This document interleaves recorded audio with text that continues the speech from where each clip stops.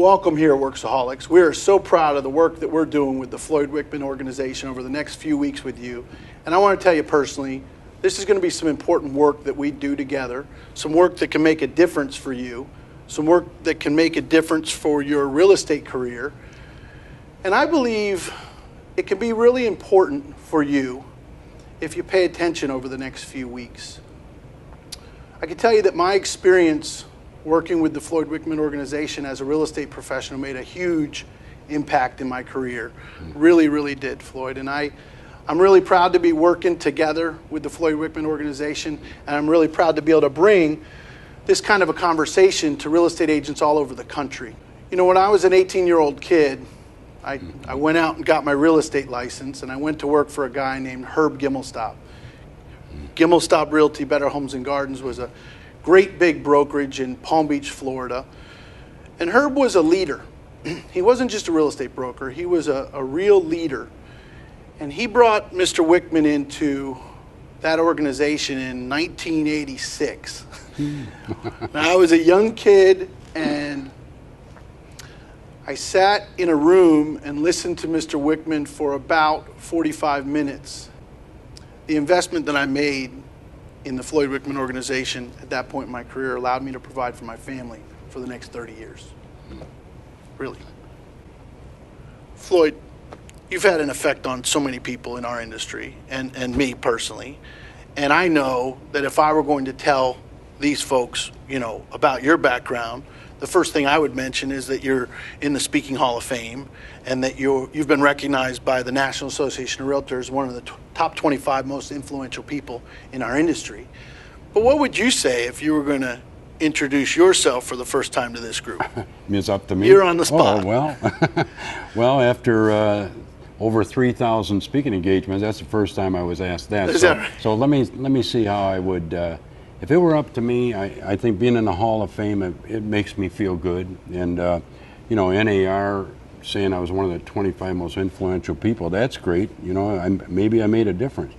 Over 300,000 people graduated my program. So there's credentials. But the best introduction I ever got was when Salesperson magazine named me the extraordinary ordinary man. Because that's how I see myself. Yeah. I'm just a working guy. So that's the way I'd introduce me. I have a series of thought-leading questions just to kind of see where this thing goes. Okay. And then we'll just open up dialogue and maybe take some questions from some folks throughout the live part of what we're going to do, and we'll kind of put it all together. What I wonder from your perspective is it's 2013. We've just come through arguably the toughest cycle that's ever been seen, seen in the residential real estate business. Is it a good time to get involved in the real estate industry as an agent today? Oh, if timing is everything, I think today, any agent that wants to get started in this business, now is the time. And people ready to get restarted, don't put it off, because right now we're seeing this huge desire for listings, for properties. People are lining up to buy properties all over North America. So if your son or daughter were talking about getting in the real estate industry, what would be one of the things that you'd tell them? I mean, what would be the one thing you'd want to say to them when they were thinking about getting into it? Well, I'd say get out of real estate. What I mean is, trouble is we get in real estate, we get a real estate license, and we spend our lives working with this prospective buyer, that prospect, and I think if it were up to me, I'd say nobody gets a real estate license till they get about 10 listings under their belt. Now you can have a license and go try and sell them. I'm being a little facetious there, but I would say, son, be a lister. Become a lister. All your energies into becoming a lister. That's what I would tell my son if he got real estate today.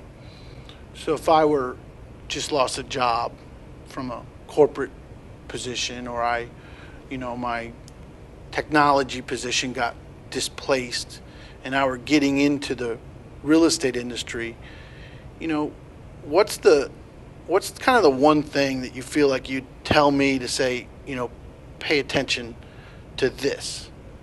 Well, I think most important, learn to sell. Hard work won't hurt. But, you know, some people know my story. When I came into real estate, 11 and a half months, I worked 7 days a week, 12 hours a day. I had 5 sales all almost a year, and 2 of them fell through. And so hard work is one thing. But then I met a broker that was more tough love, and he made me go to sales training program, and I learned to sell. And all of a sudden I saw it as, you know, I'm not in certainly I want to serve the public and help people, but it's a sales business. Yeah. So you can't be a great lister if you're not a great salesperson. What do you think defines a good salesperson? Well, okay, to me, a great salesperson is somebody that is in positive control of every relationship with prospects. When I say positive control, use the word control, and it's misunderstood. People think, well, that's to be able to get what you want through manipulation. And I've never been a manipulator, and I think positive control, unlike negative control, is to be able to get what you want because you can't be manipulated. Meaning if you're on a listing appointment, the seller says, I want you to do this, I want you to do this, don't show me that, just get down and give me your number.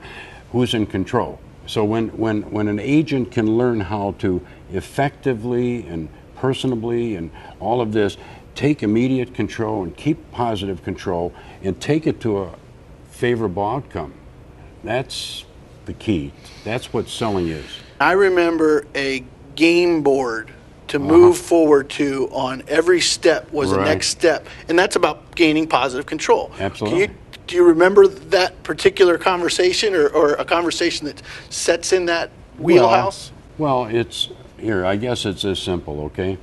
And I didn't invent this. I've always been simple-minded enough to recognize it. Mm-hmm. But first, you have to when you're on, for example, a listing appointment, okay? You have to get that seller to be able to say, hey, listen, I'm going to turn this appointment over to you. Right. So that's my technique that I teach how to get them to say control. That, right? So you're in control. Then, of course, you got to find out what their concerns and needs are. So, Floyd, what are you saying? Why, don't you look around the house right away? Well, I don't think so.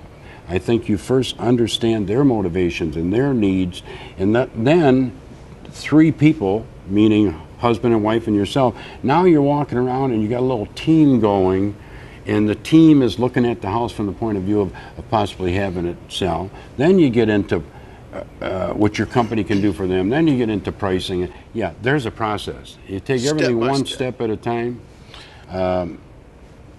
your odds soar. I remember a lesson from your program called the Safe Island. Uh-huh. And I've tried to explain that to agents over the years because it was such an important part of my listing presentation for 30 years. Right. The Safe Island gave me a feeling of camaraderie with the seller and brought them onto the same side of the desk with me that we were looking at the problem together. Right. Can you elaborate on it just a little bit? Sure, I would. I'd love to. I've never had an attentive student that learned it that didn't always use it from that point on. 100% of the time. Yeah, 100%. Well, a listing appointment, for example, okay, I'm going to go over and I'll joke around. I'll bet I got some some people Wickmanized out there. Yeah. So I tell them to ring the doorbell and smile, pay a compliment, take them to the kitchen table, sit down and break the ice. But then it's important that you say, before we begin, let me explain how I work. You know, I'm not interested in taking a listing for the sheer sake of taking a listing. And I do that because of my concept of selling. It's another long story. I can't do a class today, but this is not what we want happening, Mr. and Mrs. Sellers. So prevent your home from coming on the market and expiring. I've designed a process I like to follow through this appointment. And if we can follow the process, the 3 of us will make a decision that'll keep us off this list. So can I begin my process? So you're showing them your process. And when you show them your process that you want to follow tonight, and they say, okay, that sounds good, they just handed you positive control of that appointment. Right. Well, you know, I like to refer to it as a POCA, meaning P-O-C-A, preview of coming attractions. That's really what it is. Okay. I have one for a buyer, one for when you present an offer, one for when you present a counter offer, because you have to be in positive control. To set up a series of events that are going to occur and reach an agreement, get permission from Yeah. the seller gains positive control. Right. And what's the reason for you asking for that control is you don't want to take a listing and have it expire. What's the reason you'd ask that from a buyer? You don't want to have them try and buy a house and it doesn't go through. So it's actually a very non-pressure technique. Yeah. When you look at the real estate industry in 2013, or frankly any year over the course of both of our careers, what would you say to those agents that are maybe picking up on this and struggling right now? Well, the only way if I could look them in the eye and say, you know what, remove your option to fail. Somebody asked me, why is turnover so great in real estate? Why do so many people get in and end up out of the business? Well, the people don't end out of the business when they learn a certain thing. I think the turnover is so great because it's too easy to get in, it's too easy to get out, and it's too optional while you're in. And I believe if you give people the option to fail, 70% will take it every time. So what I do is I'd say go to a broker that'll teach you. Go to a broker that will direct you to learn how to do it, as opposed to doing your own thing every day. That's the best way I can answer that. Yeah. So you think that maybe in summary, the biggest problem that they seem to be facing on a day-to-day might be that they don't have a sense of accountability. Yes. Or a sense of what to do structurally. Right. Oh well, yeah. You're getting me excited here because it's so easy. I shouldn't say easy, but simple to take somebody that's not productive and make them productive by having them master that formula. Interesting thing, because you started this by saying, well, not just this year, but all the years. What is the difference? Well, there's a formula for succeeding in real estate. It's never changed. Each week you work on bringing in a saleable listing first. Second, you separate lookers from buyers. And third, you work on selling in-house inventory. And if you focus, however, when we look at that, we say, well, yeah, but listings haven't been selling. That isn't the point. You see, the formula never changes. The ratios change.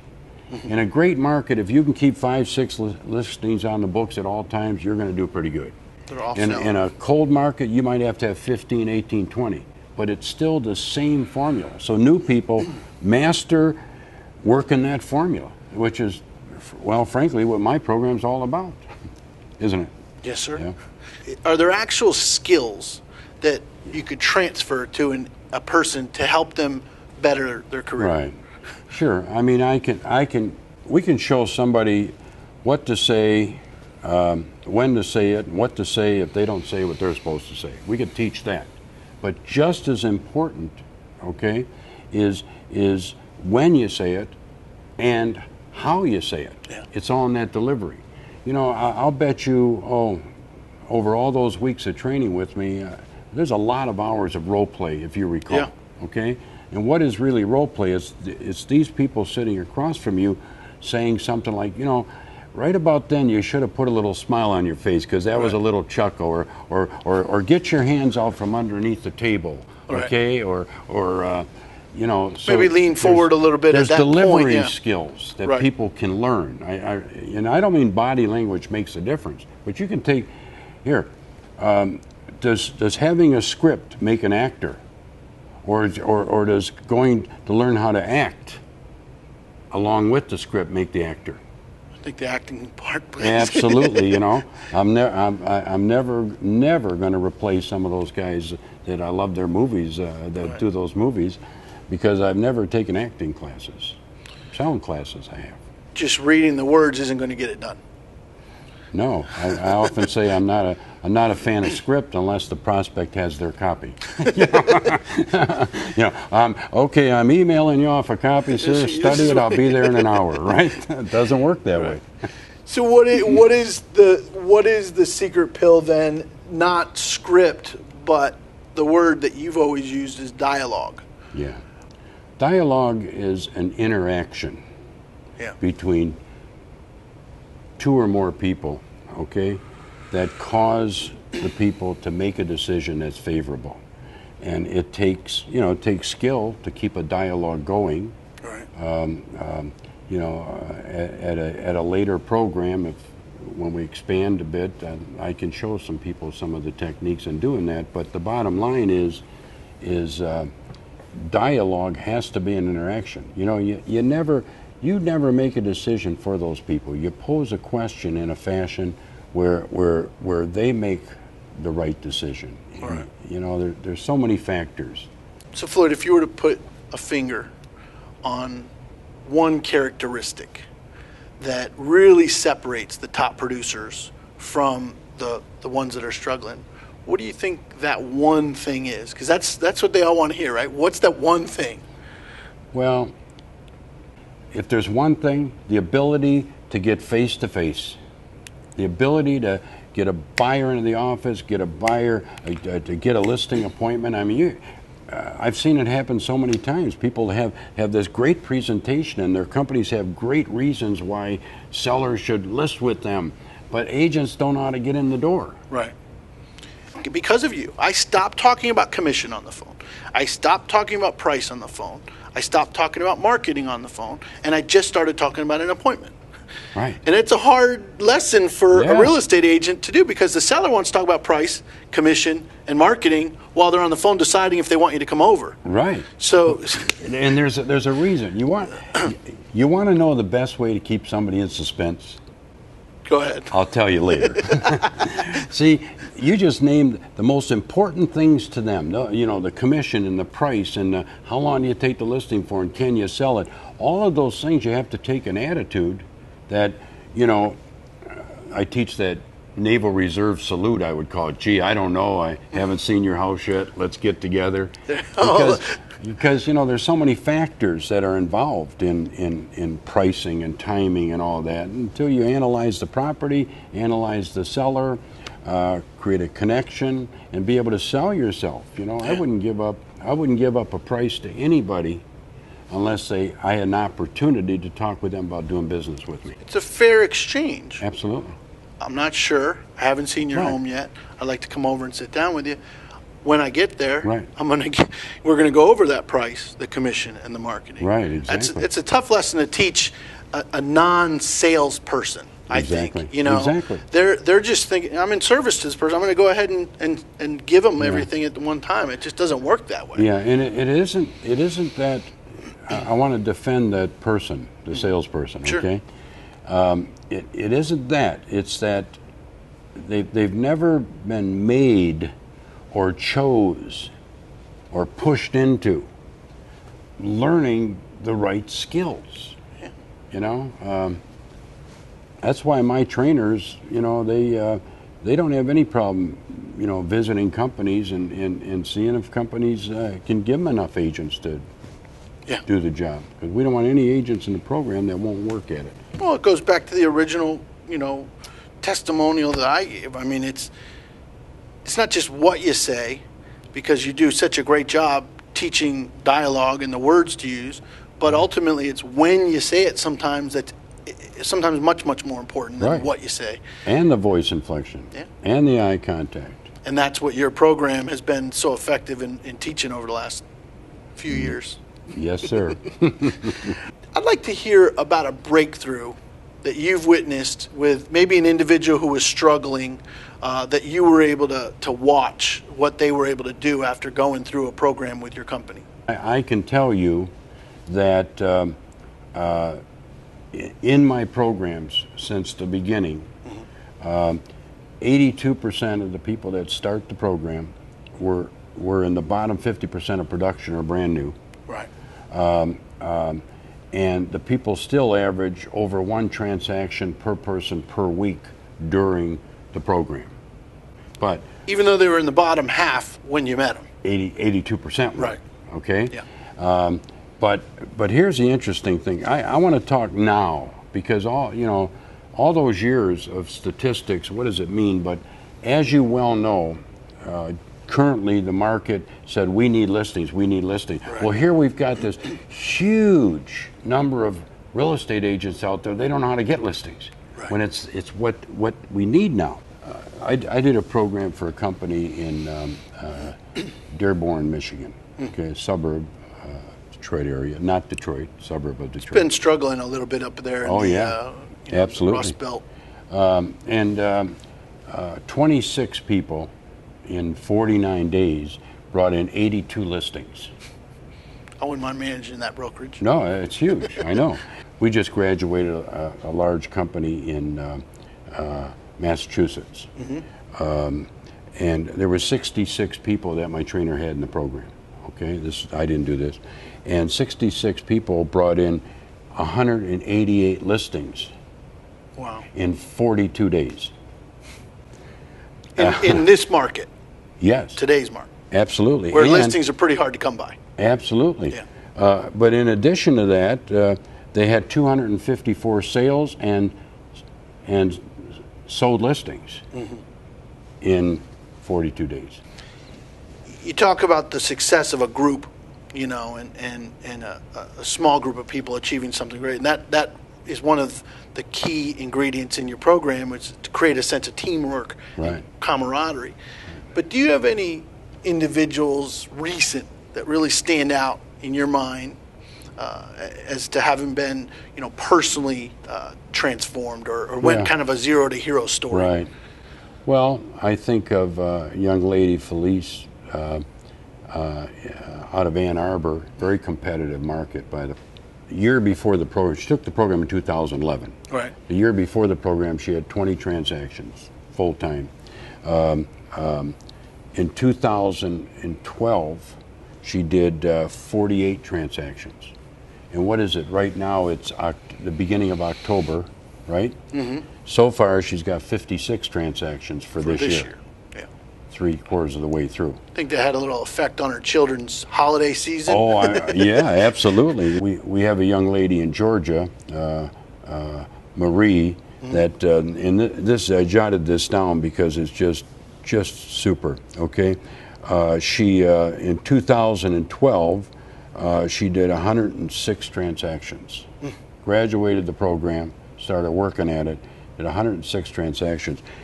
This year, okay, and last year I have to add this, she adopted 4 children, okay, and she was a one-on-one personal caretaker for her sister who had an illness.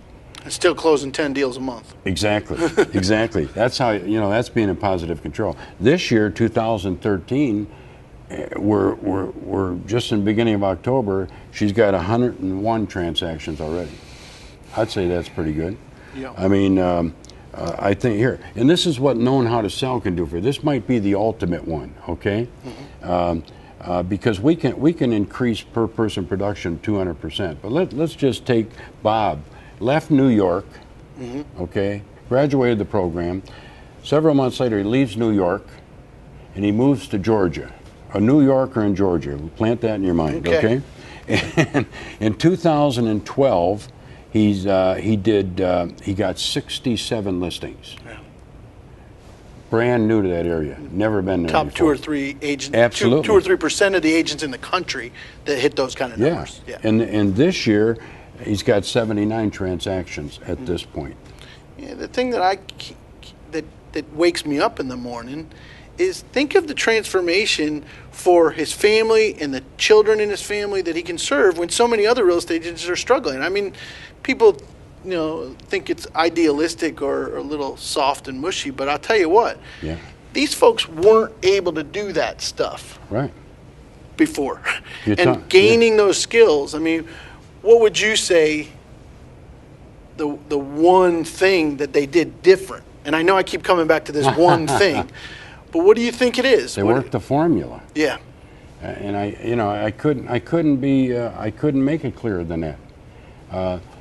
But it's also, we have to understand what they have to go through to learn how to do all that. They go through weeks and weeks with me or one of my trainers, right? Right. And but it isn't just learning.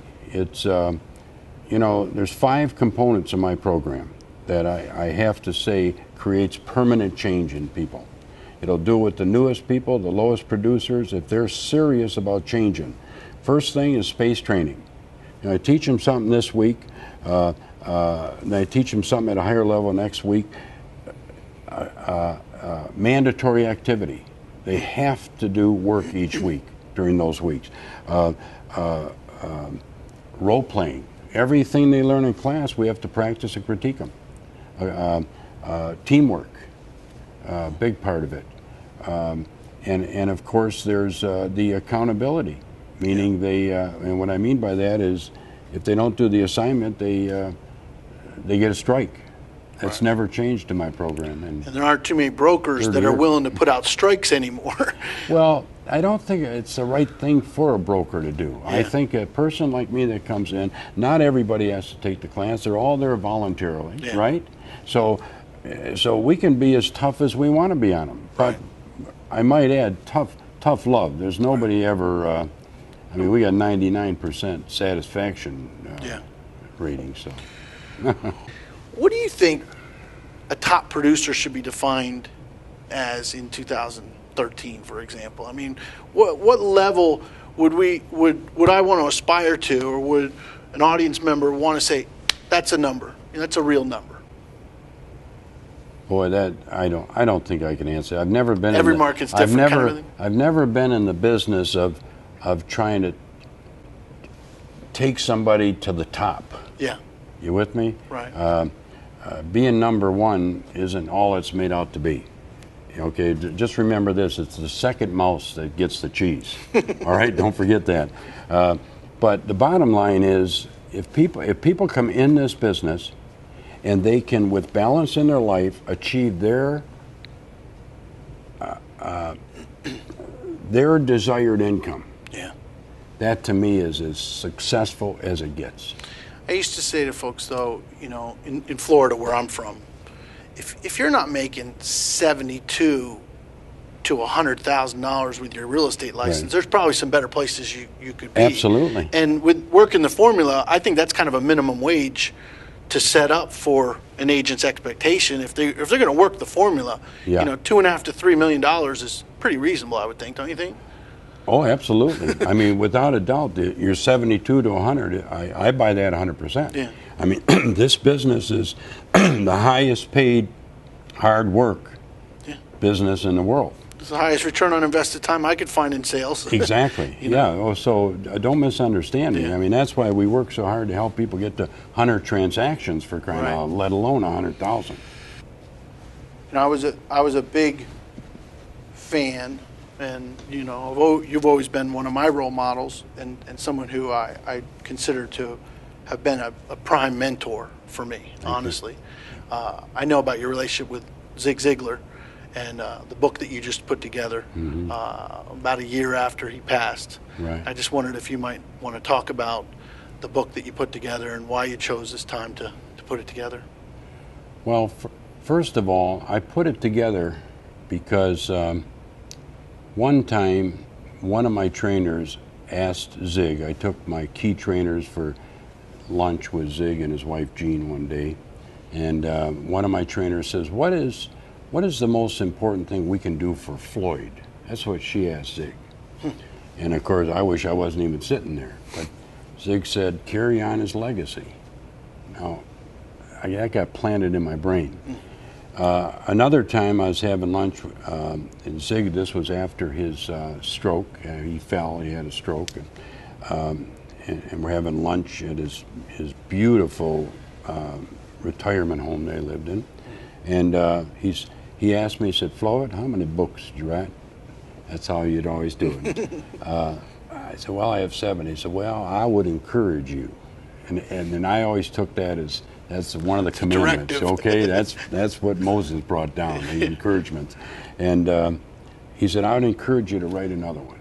And it came there and here, legacy. Yeah. So I just started thinking, what lessons have I learned from Zig? We've never been buddy-buddy, hung around, but every time I had an obstacle or an opportunity, I'd pick up the phone and I'd call Zig. And he has answered the phone on the golf course. He's answered the phone in his bathroom. And I never kept him longer than a few minutes. I would always say, Zig, here's my obstacle, or here's my opportunity. What advice could you give me? first words out of his mouth, I considered that was it. Because Zig will cut to the chase. And he'll talk with you as long as you want it. So, anyhow, I finally, the book just came out. It's entitled Lessons from My Brother Zig. Yeah.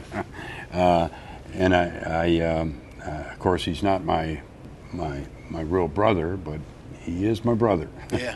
And there are 16 lessons that I learned from Zig over the years to make me a better husband, better man, better trainer, better speaker, everything, to be honest with you. And so myself and my top trainer, Mary Johnson, she helped me write and put a lot of my lessons in there. So it's a nice combination.